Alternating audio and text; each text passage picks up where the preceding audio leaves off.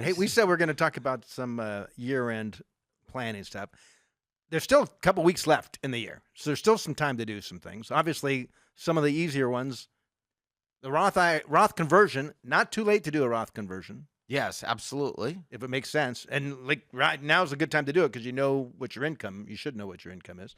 Also, if there might be a chance to take advantage of triggering some capital gains, like maybe your income is relatively low and you could be at a 0 or a low capital gain tax rate. So you might want to consider selling something to trigger the capital gains. Yeah, to recognize the gain. Yeah, and you could repurchase the same security if you wanted to, but just to recognize, odds are you wouldn't. Like some area that you may be a little overweighted Would be the time. Or if take a loss on, if there's something that you can take a loss on. Why wouldn't you take a loss?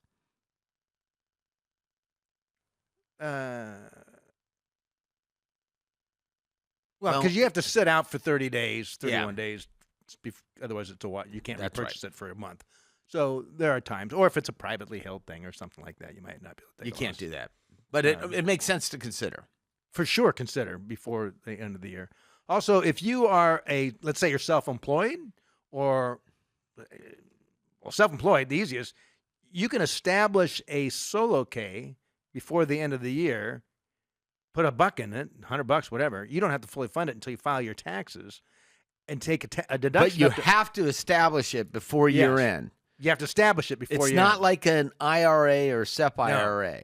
And any other sort of pension plan for that matter. Maybe you have a couple employees and a solo K doesn't work. But I mean, if this has been like a banner year for you, for your business, small business, it might make tremendous sense to do a solo K or some sort of pension plan that you can establish. Even if it's if it's a banner year, you're not going to want to do the Roth option probably, but you probably want to take the deduction. But it'd be a great time to do it this year.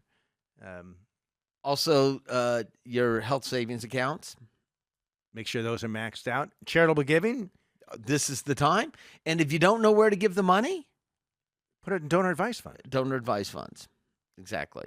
Especially if you've got highly appreciated stock. And maybe you've already gifted some this year and you're like, well, I'm not even going to be able to take advantage of the tax deduction. Maybe because of the SALT thing still, you're not going to be able to do an itemized deduction.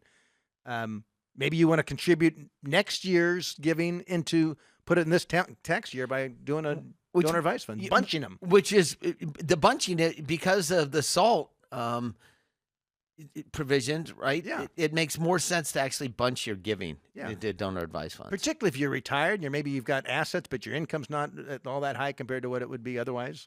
It's easy. And you don't have a mortgage payment, mortgage deduction. And I have recommended that donor advice funds to dozens and dozens of people, and without exception, everyone. No one's ever come back and said, Pat, this is a bad idea. I regret doing it. Well, most of it, I asked them how to go. They said, it's so easy. It's so easy. It's so easy.